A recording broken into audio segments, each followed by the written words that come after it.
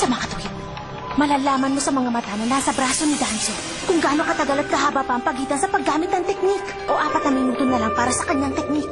Hindi umuubra ang mga pag-atake ni Sasuke sa tuwing ginagamit niya ang teknik na yon. Balak niyang pagurin si Sasuke at ubusin ang lahat ng chakra niya hanggang sa hindi na ito makalaban. Sa oras na magsara ang 10 mata na may Sharingan sa braso mo, yun na rin ang katapusan ng teknik mo, hindi ba? Hay! Nababaliw ka na ba? Bakit bigla ka sumugod?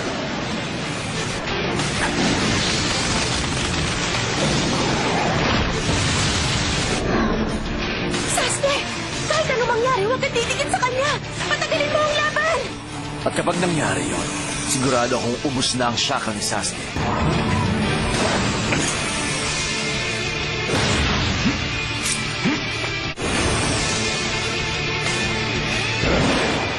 Pinipilit ni Sasuke na gamitin.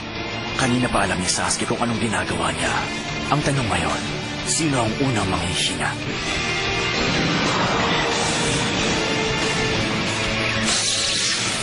Dito na magkakaalaman. Ilang Uchiha na ba ang pinatay mo? At ikaw ang nag-utos sa kanya para gawin yan!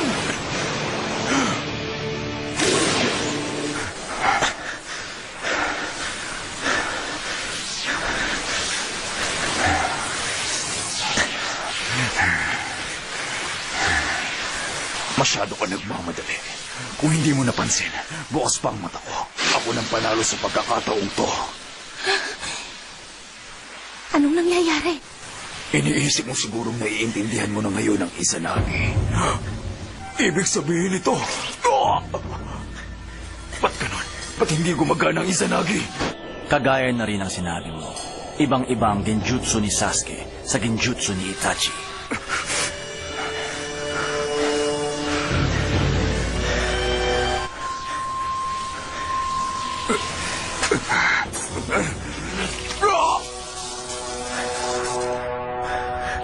Yan na nga ang tunay na Danzo!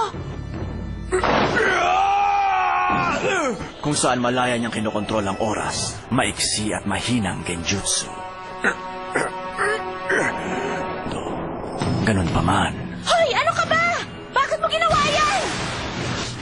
isang Uchiha si Sasuke at isa siyang ninja na nagtataglay ng Mangekyou Sharingan at pinaniwala kanya na bukas pa rin ang kahuli-hulihang mata sa kanang braso mo.